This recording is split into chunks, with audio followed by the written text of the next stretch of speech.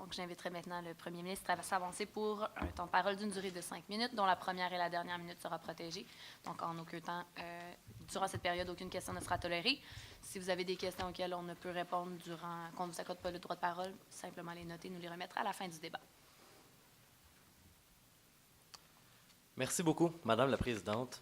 Distingués collègues au gouvernement et à l'opposition. Madame la Présidente, un bras complètement artificiel et fonctionnel. Est-ce que ça vous surprend? Nous non plus. Ça existe, c'est fonctionnel, c'est peut-être encore des prototypes, mais c'est faisable. Jadis, c'était encore de la science-fiction. Et quand je dis jadis, je ne parle pas d'il y a 100 ans, je parle de peut-être 10 ans. Maintenant, c'est dorénavant quelque chose qui se fait. Comme dans plein d'autres aspects du domaine de la santé, on progresse de façon fulgurante et ça nous amène à redéfinir certaines façons de voir les choses, voire même la vie. Pour ces raisons, aujourd'hui, le gouvernement se présente devant vous aujourd'hui afin de proposer de légaliser le suicide assisté et l'euthanasie. Simplement, Madame la Présidente, comme je l'ai dit en introduction, parce que notre rapport avec la vie, avec les maladies qui sont dorénavant mortelles ou non, a changé et que bien peu de maladies, contrairement à avant, le sont. Le gouvernement se présente devant vous aujourd'hui afin de légaliser le suicide assisté et l'euthanasie, afin de remédier à l'immobilisme. Et je vais vous présenter trois principales raisons pour lesquelles trois principaux aspects de l'immobilisme auxquels on fait face. D'une part, l'immobilisme quant à nos droits et libertés. D'autre part, l'immobilisme quant à nos pratiques médicales. Et finalement, l'immobilisme quant à l'allocation de nos ressources. Madame la Présidente, d'une part, remédier à l'immobilisme quant à nos droits et libertés. Pas besoin de vous rappeler, à personne ici d'ailleurs, que la dignité est garantie et protégée par la Charte des droits et libertés. Ce n'est pas un principe vague, c'est un principe que l'on accepte, que l'on assume et dont on se prévaut depuis plusieurs centaines d'années déjà. Mais en fait, non, pas vraiment, mais bon, peut-être 50. Madame la Présidente, la dignité, concrètement, dans le domaine de la santé, c'est quelque chose de très tangible. Ce n'est pas juste un concept, parce que la santé, c'est la base, l'intégrité physique, c'est la base de tout être vivant. Quand on parle de dignité, on peut parler de deux principaux aspects, soit la dignité des personnes mourantes, mais également la dignité de leur famille.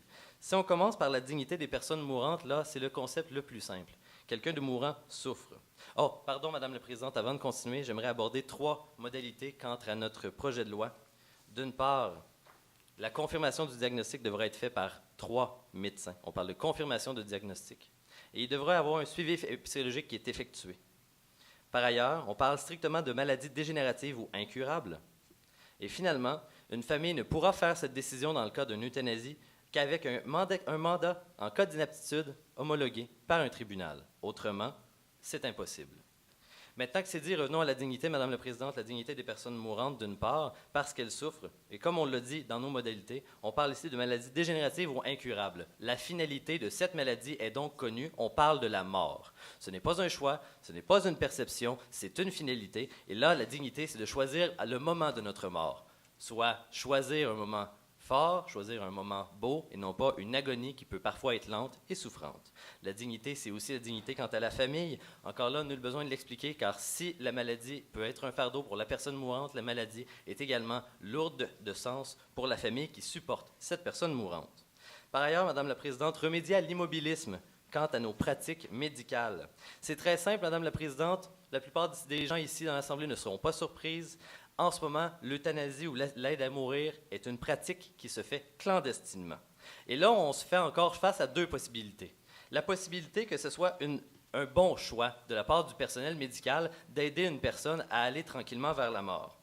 À ce moment-là, on les expose, eux, à des risques légaux, à des risques par rapport à leur propre vie. On leur demande de prendre sur eux et sur leur profession un choix qui ne devrait pas leur être imputé, soit aider quelqu'un à mourir, aider quelqu'un qui le veut à mourir. Ça, c'est le bon cas. Quant à nos pratiques médicales, on force de personnes bien intentionnées à vivre clandestinement. Il y a aussi la mauvaise possibilité.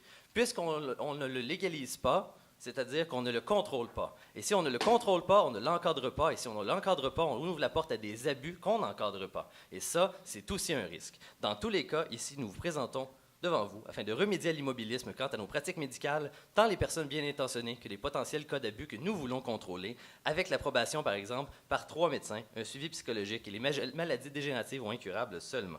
Finalement, Madame la Présidente, l'allocation de nos ressources, car oui, il s'agit ici d'immobilisme. En ce moment, on force les intervenants de la santé à faire un choix, parce que nos ressources, elles, sont limitées. On ne parle pas seulement d'argent, on parle de ressources, de temps, de personnel, et elles sont limitées, et on pousse les personnels médicaux à faire des choix chaque jour entre une personne mourante et une personne qui peut s'en sortir. Ici, nous proposons simplement aux personnes mourantes souffrant d'une maladie dégénérative ou incurable de faire le propre choix et en même temps de libérer certaines ressources afin de permettre à quelqu'un d'autre de vivre. Remédier à l'immobilisme, c'est aussi s'ouvrir les yeux quant à la limite de nos ressources et la bonne utilisation de celles-ci. On ne doit pas pousser nos personnels médicaux dans leur dernier retranchement. Nous devons donc remédier à l'immobilisme quant à nos droits et libertés, nos pratiques médicales et l'allocation de nos ressources. Il en va du bien de tous les Canadiens. Merci, Madame la Présidente.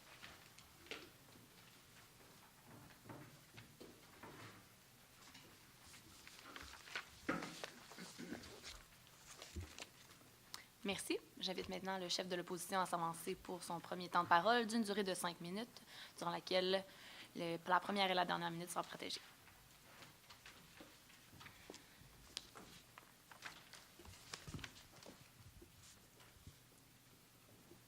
Collègues au gouvernement, collègues à l'opposition, Madame la Présidente, le gouvernement propose aujourd'hui de légaliser le suicide assisté et l'euthanasie.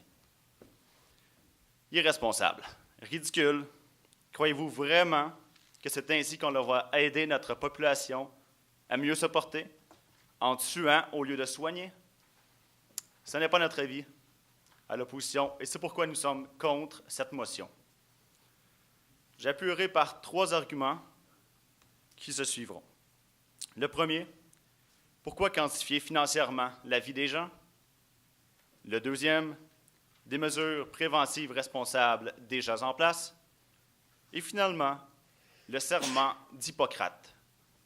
Je ferai par la suite un bref retour sur des réfutations.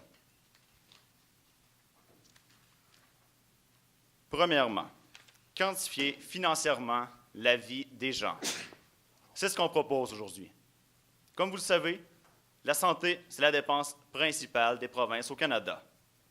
Ne croyez-vous donc pas, Madame la Présidente, que le suicide assisté ne deviendrait pas une porte de sortie trop facile pour éviter un endettement fiscal au plan de vue du budget provincial? Est-ce qu'on peut vraiment comparer une vie humaine à une dette monétaire pour qu'ils se portent mieux au lieu de mettre fin à leur jour? Deuxièmement, nous avons déjà d'autres alternatives. Vous êtes sûrement au courant, Madame la Présidente, il existe des mesures contre l'acharnement. Qu'est-ce que être contre l'acharnement?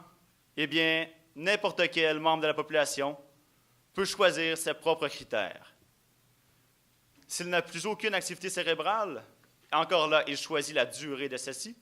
Après 15 jours, 30 jours, 2 mois, on peut le débrancher. S'il ne veut pas respirer de manière artificielle, on peut également le laisser partir en paix. Et finalement, s'il ne veut pas être réanimé, il partira en paix également. J'aimerais vous dire un court exemple d'une de mes collègues ici présente qui a vécu un lourd deuil il y a 2 ans, alors que le frère de sa bonne amie subit un grave accident d'auto. Malheureusement, il ne pouvait respirer par lui-même et il fut donc débranché puisqu'il avait pris le soin de signer ses papiers qui peuvent être signés quand bon vous semble par tous et chacun. C'est notre devoir de citoyen de le faire.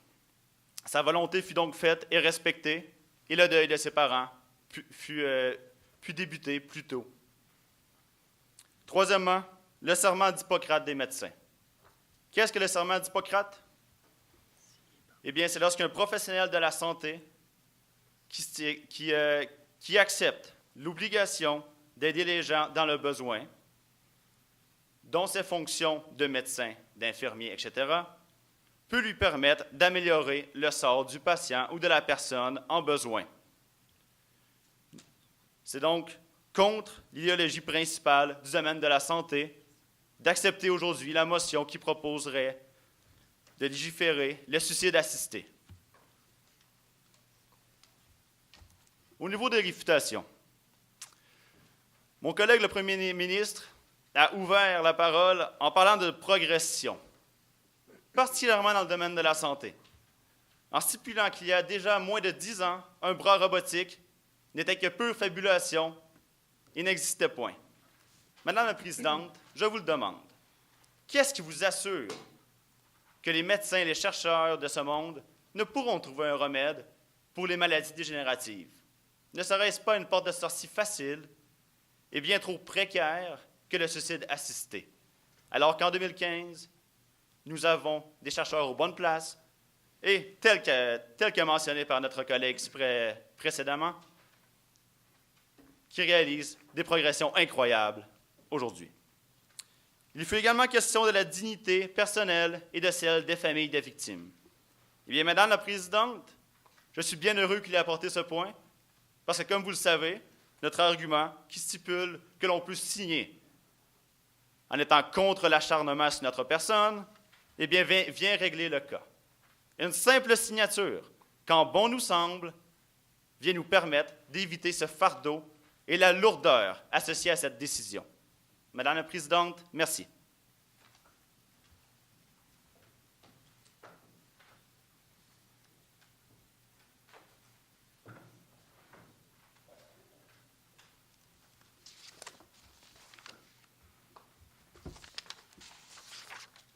Merci. J'inviterai maintenant le premier représentant du gouvernement à s'avancer pour un droit de parole d'une durée de 3 minutes.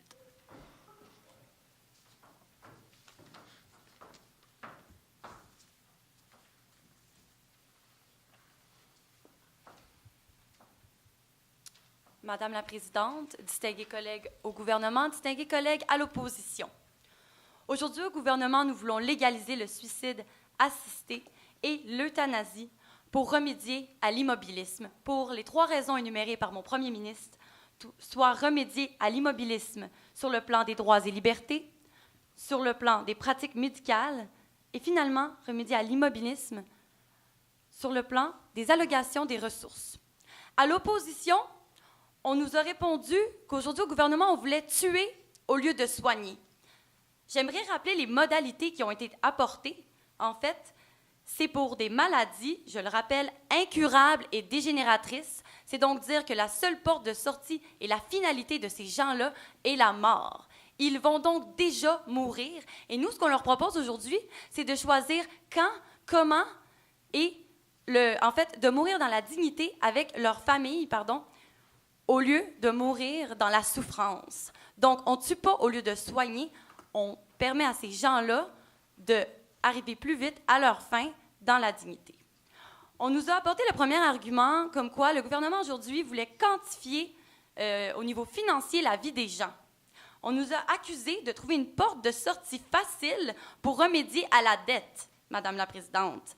En fait, ce n'est pas une possibilité parce que les gens qui vont avoir droit à l'euthanasie et au suicide assisté, Madame la Présidente, ces gens-là vont devoir avoir l'approbation de 3 médecins, vont devoir avoir un suivi psychologique. C'est donc dire que ce ne sera pas fait à l'aveuglette. Il y a des procédures à respecter et ce n'est pas une porte de sortie facile. Ce n'est pas pour remédier à la dette qu'on veut faire ça, c'est pour aider nos citoyens qui sont souffrants, Madame la Présidente. On nous a ensuite aussi parlé des activités cérébrales et on a dit qu'on allait qu'on avait en fait qu'on avait déjà l'option, c'est-à-dire de débrancher les gens qui n'avaient plus aucune activité cérébrale. Eh bien, il y a une différence entre la mort clinique et cérébrale et entre l'euthanasie. C'est donc dire qu'en ce moment, on peut débrancher quelqu'un qui est inconscient, quelqu'un qui est déjà mort, quelqu'un qui respire avec une machine. Mais la personne qui est souffrante, qui a de la misère à manger, qui a le sida, qui est en phase finale, cette personne-là, elle n'est pas encore morte, elle respire, mais elle n'a plus aucune qualité de vie. Et c'est à ces personnes-là qu'on veut offrir l'euthanasie. Ce n'est pas aux personnes qui sont déjà mortes, qui peuvent être débranchées par leur famille.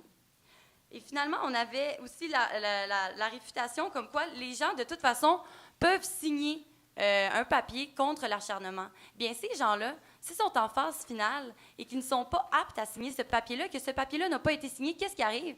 Ils sont obligés d'attendre de mourir sans la dignité, dans la souffrance. Et en fait, aujourd'hui, l'opposition n'est pas consciente de la souffrance que ces gens-là ont et ne respecte pas, en fait, les droits et libertés de l'homme, n'est pas consciente des pratiques médicales et finalement n'est pas consciente de l'allocation des ressources. Merci beaucoup.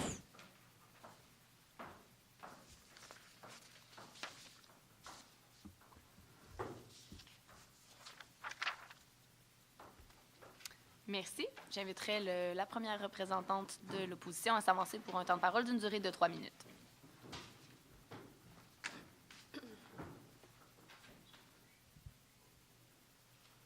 Collègues à l'opposition, membres du gouvernement, Madame la Présidente, nous sommes ici aujourd'hui contre la motion qui nous a été apportée avec le gouvernement, qui est de proposer de légaliser le suicide assisté et l'euthanasie.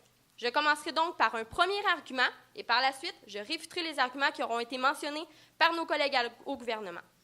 Tout d'abord, répercussions sur la vie des gens. Quand je dis la vie des gens, je parle ici de médecins. Les médecins qui devront vivre avec la responsabilité de vivre avec les conséquences de leur geste, qui est de justement euthanasier une personne. Une personne. Ici, est-ce que nous parlons de criminels? Non, nous parlons de pauvres innocents qui n'ont probablement pas toujours choisi. Personne ne veut vivre avec ça. Puis maintenant, à ce que je cherche, il n'y a pas de formation non plus pour vivre les deuils. Si je peux faire un lien justement avec un vécu, justement une personne de ma famille qui a été hospitalisée pendant de longs mois, justement les infirmières vivent avec ça. Et ce n'est pas toujours facile non plus pour eux. Alors imaginez un médecin qui doit vivre avec les conséquences et vivre avec la responsabilité. Si je peux faire un lien aussi avec la peine de mort, qui, dans d'autres comtés, est acceptable, on a pu voir d'énormes répercussions, dont des dépressions et également des problèmes mentaux, ce qui est très grave et très coûteux, je le rappelle. Est-ce que le gouvernement veut vraiment ça pour notre société? Je crois dire que non. Pour ce qui est des réfutations, ils nous ont parlé de mesures, oui, de modalités. Mais nous avons déjà des procédures, comme mon collègue à l'opposition nous a mentionné, justement. Est-ce que nous avons besoin d'autres mesures, comme des médecins, 3 médecins pour une seule personne? Est-ce que c'est vraiment aux médecins à choisir pour la vie des gens? Non, c'est justement à la personne à choisir pour elle. Donc, nos collègues aussi au gouvernement nous ont mentionné quelque chose d'important. Ils nous ont cité un exemple aussi. Par rapport au sida. Oui, le sida. Mais moi, j'ai lu des articles et je peux vous confirmer que le sida a fait d'énormes progrès. Donc, nous, l'opposition, nous allons vers une perspective d'avenir. Et nous pensons, justement, comme nos collègues au gouvernement nous l'ont mentionné, que nous pouvons vivre que nous allons vers des progrès de recherche. Est-ce que c'est un progrès d'aller légaliser le suicide assisté et l'euthanasie? Je crois que non. Et non, je suis formellement pas d'accord avec ça. Et je tiens à remercier également ma collègue au gouvernement qui nous l'a mentionné. Merci, Madame la Présidente.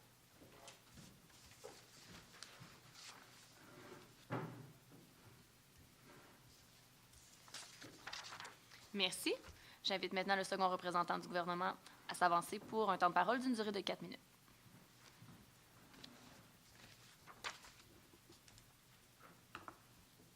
Madame la Présidente, distingués collègues à l'opposition, distingués collègues au gouvernement. Nous allons donc débuter avec un 4e argument, soit un argument social pour remédier à l'immobilisme, et par la suite, nous irons à la réfutation de ce qui était apporté précédemment par l'opposition. Donc, premièrement, pour remédier à l'immobilisme social. Madame la Présidente, qu'est-ce que la définition de la vie? Au 19e et 20e siècle, la définition de la vie, c'était en fait de respirer, d'être fonctionnel pour travailler. Les trisomiques mouraient souvent avant l'âge de 12 ans par des maladies cardiaques. Des enfants prématurés avaient peu de chances de survie. Les gens travaillaient souvent jusqu'à leur mort. Par contre, la définition de la vie a changé avec les années. Aujourd'hui, la définition de la vie n'est plus seulement de survivre, mais de vivre. L'opinion publique veut une évolution. L'opinion publique ne veut pas seulement une survie, mais vivre. Ailleurs dans le monde, on le voit également qu'il y a une évolution dans les changements sociaux. Aujourd'hui, les technologies font en sorte que les gens vivent beaucoup plus vieux. On peut faire survivre des citoyens, en effet, comme l'opposition a dit. Ils peuvent survivre, mais est-ce qu'ils ont une qualité de vie? Les gens dans le coma survivent, mais est-ce qu'ils ont une qualité de vie quand ils ne sont même pas conscients? Nous avons donc une définition de la vie qui a changé. Il faut avoir des motions qui vont en conséquence avec cette définition qui change. On veut au gouvernement une qualité de vie pour nos citoyens et on veut également une qualité de vie dans leur départ.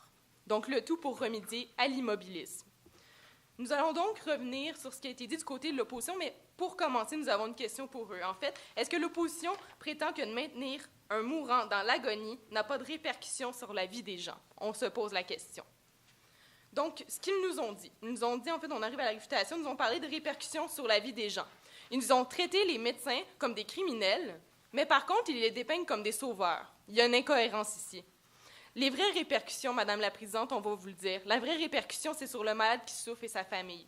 On ne parle pas ici seulement des médecins, mais également de ceux qui souffrent le plus.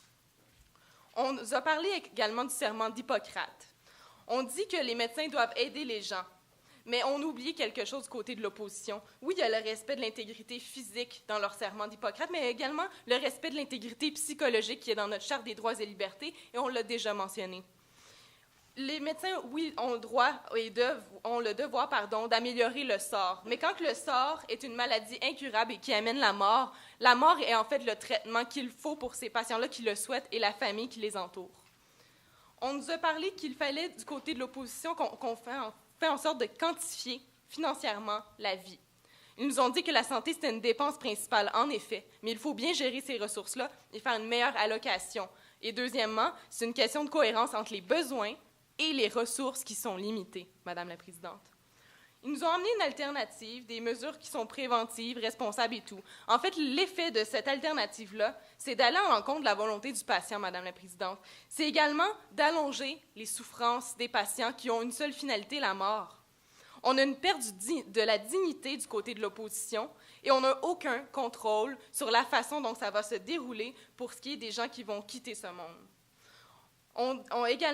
On joue sur les termes du côté de l'opposition. On dit que les gens vont être débranchés. On dit que les gens vont partir de toute façon. Alors pourquoi attendre la souffrance plutôt que d'abréger les souffrances quand ces gens, c'est ce qu'ils veulent réellement? Du côté du gouvernement, on veut arrêter l'immobilisme, on veut arrêter l'aveuglement, on veut arrêter de jouer sur les termes et on veut avancer en tant que société. On vous l'a dit, nos modalités étaient très précises pour assurer justement un contrôle. Ce qu'on vous a dit du côté de le gouvernement, on vous a parlé des chartes des droits et libertés, donc d'être en cohérence entre nos lois et nos pratiques. On veut également que les pratiques médicales soient en cohérence également et remédient à l'immobilisme. On ne veut pas que ce soit fait clandestinement, on veut avoir un contrôle pour que ce soit bien fait. Au niveau de l'allocation des ressources, on ne veut pas perdre certaines ressources pour des personnes qui pourraient vivre alors que d'autres voudraient partir dans une meilleure dignité. Et finalement, du côté social, c'est la définition de la vie elle-même. Merci, Madame la Présidente.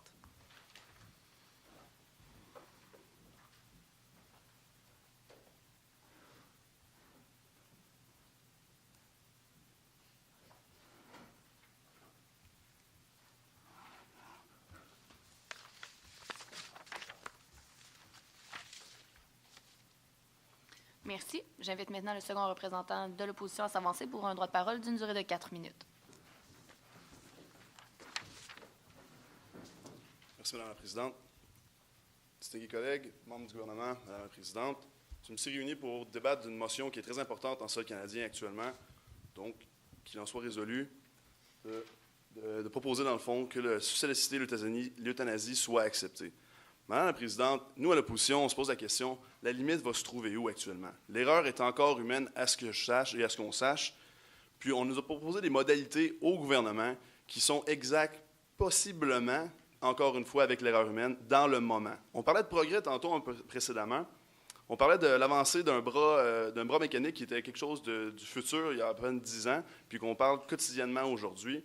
Qu'en est-il maintenant aussi de ces maladies dégénératives, puis que la fatalité est, dans le fond, la certitude qu'on va retrouver par la suite? Je vais diviser mon temps aujourd'hui, Madame la Présidente, en commençant avec un argument de type humain, pour par la suite continuer avec les réfutations de l'argumentaire du gouvernement en place. Donc, pour commencer, on parlait tantôt aussi, dans le fond, de qui va prendre la décision pour ce qui est des gens qui ne seront pas capables de faire la décision par eux-mêmes.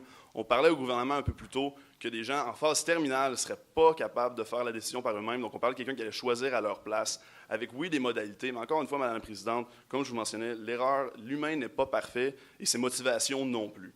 Okay? Donc, à ce point-là, qu'en est-il de la lucidité du patient à ce moment-là, des gens qui vont prendre la décision? On parlait d'un suivi mental aussi, Madame la Présidente, mais qu'en est-il d'un suivi préventif aussi? Les gens dans cette position-là ne seront pas nécessairement forts mentalement dans cette situation-là, puis c'est pourquoi ils vont faire des décisions qui ne seront peut-être pas nécessairement les meilleures dans le moment avec les avancées qu'ils vont pouvoir suivre.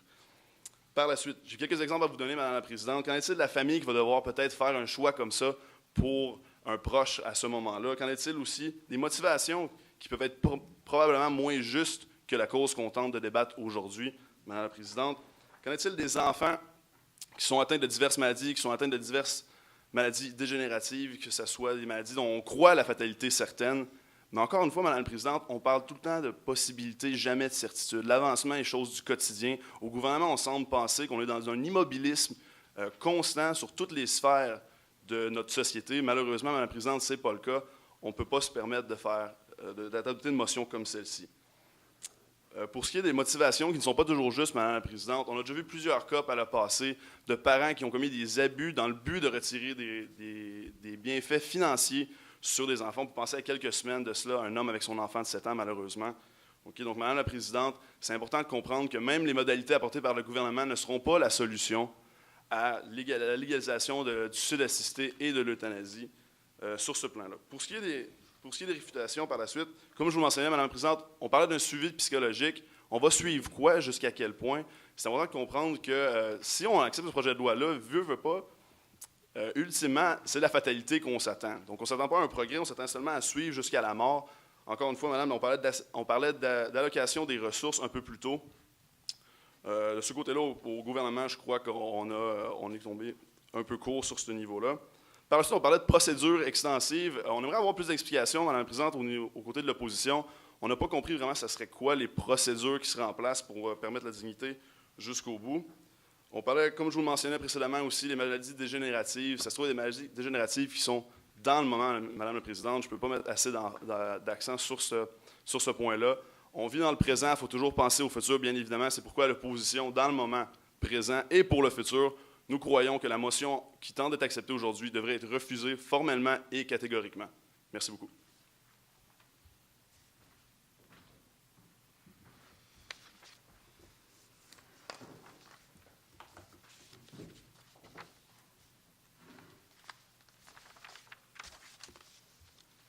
Merci. Je réinviterai le premier ministre à s'avancer pour son dernier temps de parole d'une durée de 3 minutes, entièrement protégé.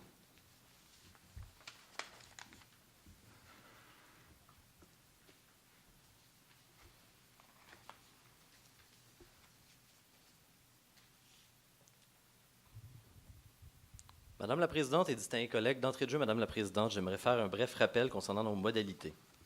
D'une part, on parlait d'une personne inconsciente. L'opposition s'est fait un plaisir de rappeler que les personnes inconscientes cliniquement mortes peuvent être débranchées plus que cliniquement mortes, donc il n'y a pas sujet à débat, ils l'ont rappelé eux-mêmes. En ce qui concerne ceux qui ne sont pas cliniquement morts mais pourraient être inconscients, le gouvernement l'avait déjà prévu en parlant d'un mandat d'inaptitude homologué par un tribunal et dont le suivi se fait auprès du curateur public et dont les dispositions sont déjà en place. Je les invite à revoir ces modalités. Peut-être y trouveront-ils des réponses à leurs inquiétudes. Concernant l'argument humain, il tombe de ce fait et si on essaie de nous dire qu'on aura moins de progrès, c'est donc présumer que l'être humain sera un cobaye lors de l'agonie. Le gouvernement se refuse à considérer ce choix et se présente plutôt devant vous afin de donner un aspect humain à l'humain, même dans la mort.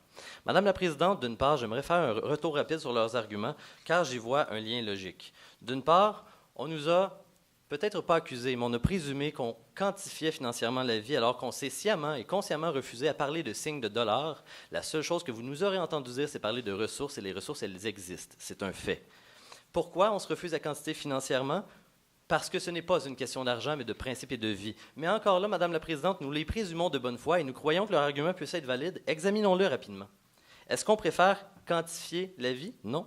On préfère faire plus avec les mêmes ressources qu'on a déjà, sauver plus de vies. Et ça, c'est un choix que tout humain logique serait en droit de faire. Si quantifier financièrement une vie permet d'en sauver plus, peut-être que ça permet de poser la question, mais on s'en défend ici, la question ne sera jamais financière.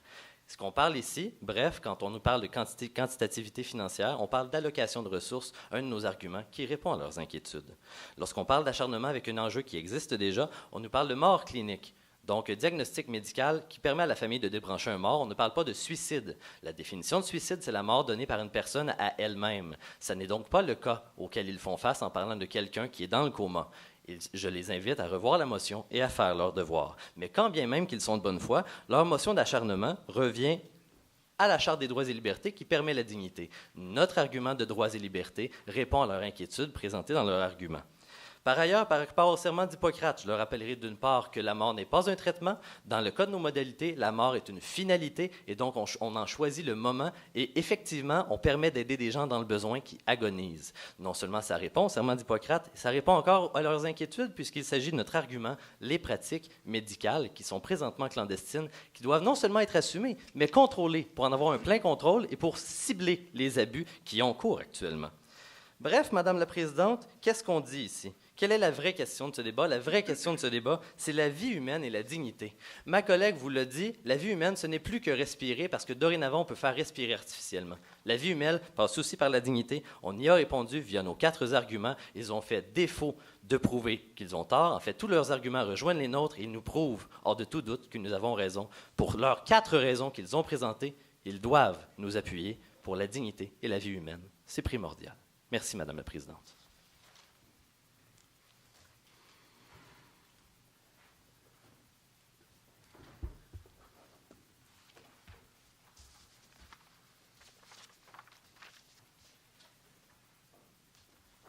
Merci. J'inviterai maintenant le chef de l'opposition pour son second droit de parole, d'une durée de 3 minutes, entièrement protégé.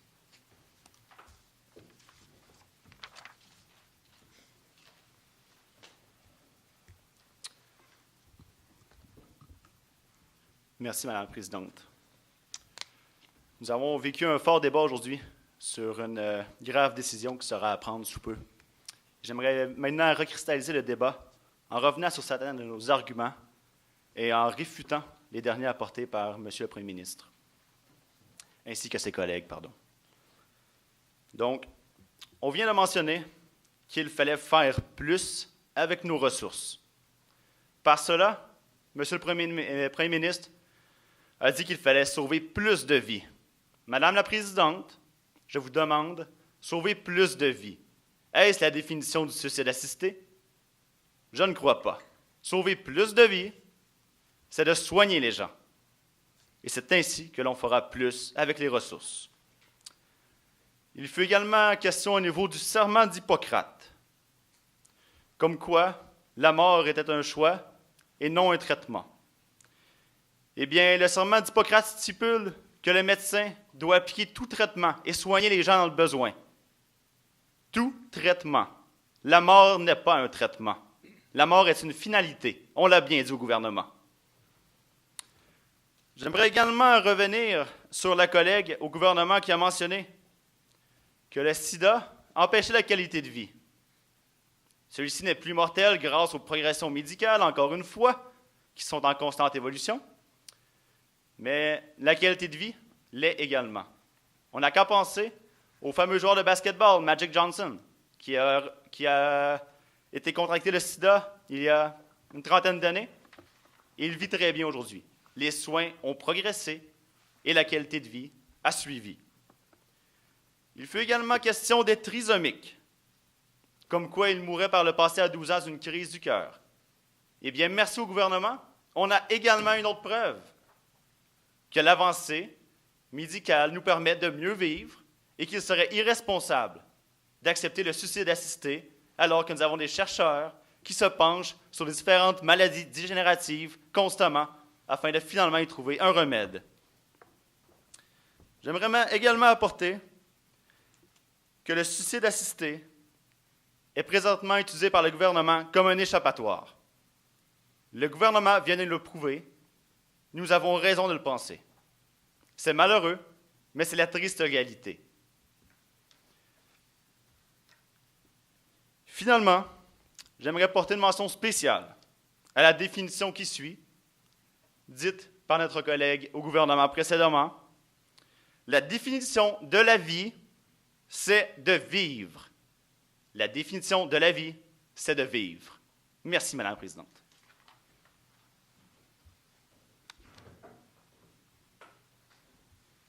Merci.